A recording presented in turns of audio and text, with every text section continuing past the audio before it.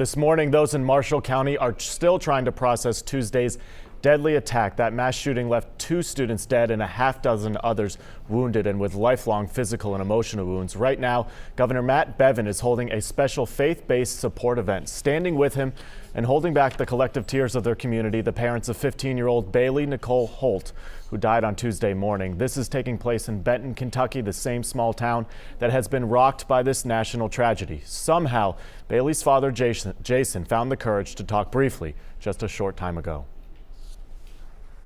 We're not only standing here for Bailey today, it's for the Cole family, our dear friends, the Smocks, and each other, these sweet kids.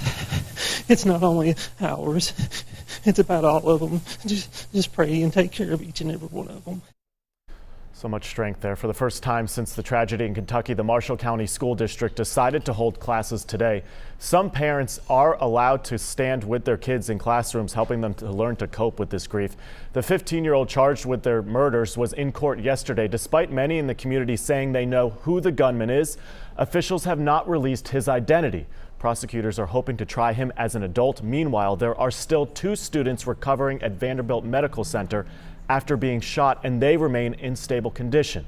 And funeral arrangements are planned for Bailey Holt and Preston Cope, who both died in the shooting. Visitation for Preston will be held tomorrow morning from 4 until 9 inside the school's gym, as well as Sunday starting at 1 o'clock. His funeral service will follow inside the gym at 3 p.m. And Bailey's visitation will coincide with Preston's tomorrow from 4 until 9 inside the gym. Her funeral will be held Sunday at 1 o'clock at the Twin Lakes Worship Center in Benton. In other news, an alert just in from Sumner County this morning to tell you about. Scammers are apparently calling and pretending to be the Tennessee Sheriff's Association, and they're asking for financial information. Sheriff's Association tells us that they never make calls asking for donations, and they are warning people to be vigilant about this scam and hang up if someone calls posing as the Sheriff's Association. And serious questions remain this morning about the ongoing questions. Did President Trump obstruct justice and order the firing of Special Prosecutor Robert Mueller? He denies undermining this activity in this investigation and calls this more fake news.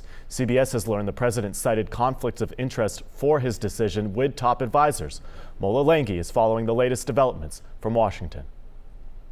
Mr. President. A New York Times report claims President Trump wanted to fire special counsel Robert Mueller back in June. Mr. Trump criticized the report before leaving Davos, Switzerland. What, do you want to fire Robert Mueller? Fake news, folks. Fake news. What's your message today? Typical New York Times fake stories. But a close friend of the president, Newsmax CEO Chris Rudy, appeared to support those findings last summer. I think he's considering perhaps terminating the special counsel. I think he's weighing that option. CBS News also learned Mr. Trump argued with top advisors that Mueller had conflicts of interest. They include Mueller's membership fee at one of the president's golf clubs, work Mueller had done at a law firm that represented Jared Kushner, and that Mueller had interviewed with Mr. Trump for the FBI director job a day before being appointed special counsel. White House special counsel Don McGahn disagreed with the president and threatened to quit. Here in Washington, lawmakers on both sides of the aisle say Mueller should be left alone to finish his work. If it's true, it would be concerning to me. There is a credible case of obstruction of justice against the President of the United States. We have now a constitutional crisis looming. Mueller has yet to say whether Mr. Trump will be called to testify as part of his investigation. Mola Lenghi, CBS News, Washington.